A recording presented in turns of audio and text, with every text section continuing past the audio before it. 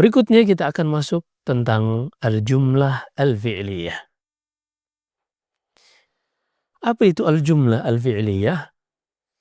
Yaitu kalimat yang terdiri dari struktur subjek, predikat, objek. Dalam bahasa Indonesia ada yang kita kenal dengan SPO atau SPOK. Misalnya Zaid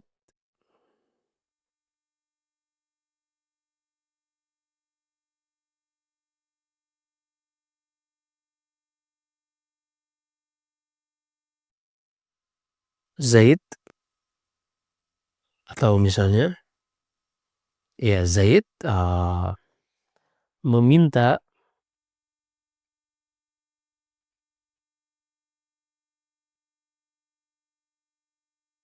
buku. Zaid meminta buku.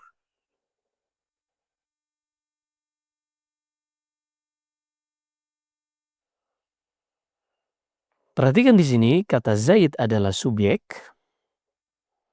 meminta ini predikat atau kata kerja, dan buku ini adalah objek yang diminta oleh Zaid. Ini susunan SPO. Subjek, predikat, dan objek. Di dalam bahasa Arab, struktur ini juga berlaku seperti kita perhatikan di sini. Kalimat pertama, khalaqallahul insana. Khalaqa ini dikenal dengan kata kerja. Dikenal dengan kata kerja. Allah, lafdzul jalala, lafad dan nama yang mulia bagi Rabb yang menciptakan kita.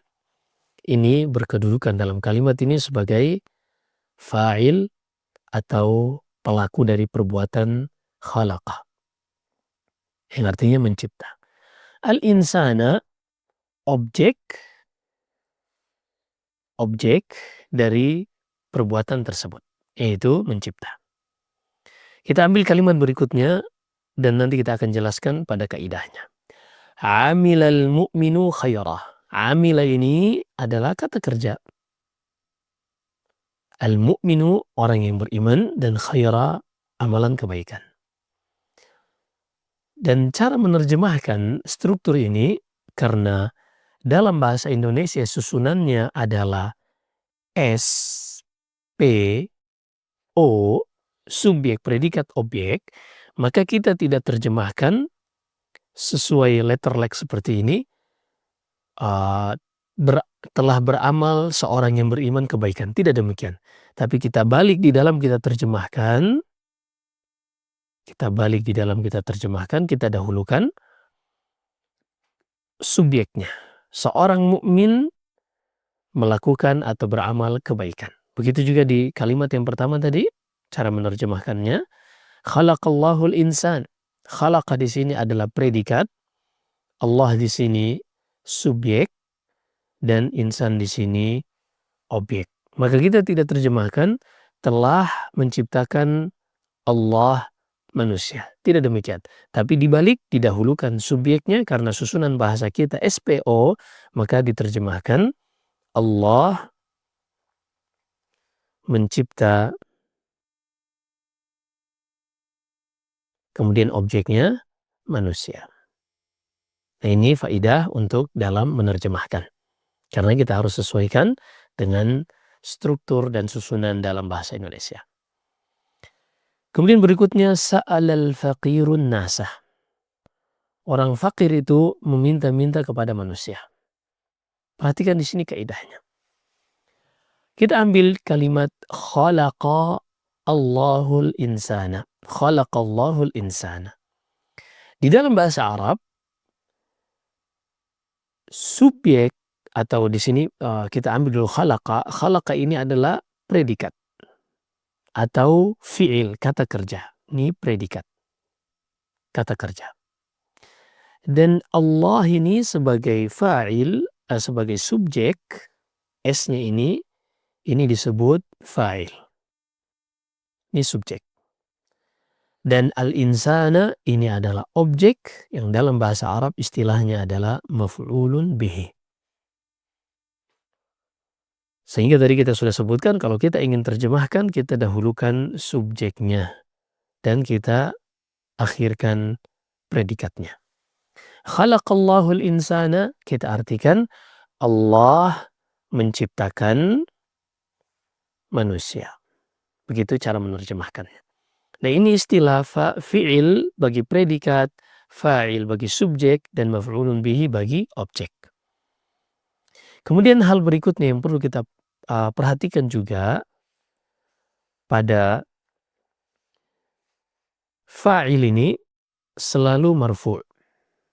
Fa'il selalu marfu' bisa terlihat dengan harokat dhamma yang ada di akhirnya. Dan maf'ulun bihi selalu mansub atau fathah. Bisa terlihat dengan fathah, harokat fathah yang ada di akhirnya. Perhatikan juga pada sa'alal faqirun nasa. Kemudian amilal mu'minu khaira. Khalaqallahul insana. Nah ini semua objek dikenal dengan maf'ulun bihi berharokat fathah atau mansub. Baik, di sini ada faidah dan penjelasan. Silakan dibaca untuk menambah maklumat. Kita masuk latihan at-tadribat. Latihan-latihan. Yang pertama, ضع خطا واحدا تحت المبتدأ وخطين تحت الخبر من الكلمات التالية. Letakkanlah satu garis di bawah mubtada dan dua garis di bawah khabar. Saya kasih satu contoh misalnya di sini kalimat Kitabu Zaidin, saya berikan yang ini, saya jawab yang ini. Kitabu Zaidin jadid. Maka kitab di sini sebagai mubtada saya berikan satu garis. Kitab sebagai mubtada saya berikan satu garis. Kemudian khobarnya adalah jadid, saya berikan dua garis. Adapun Zaid di sini dia tidak menerangkan kata kitab.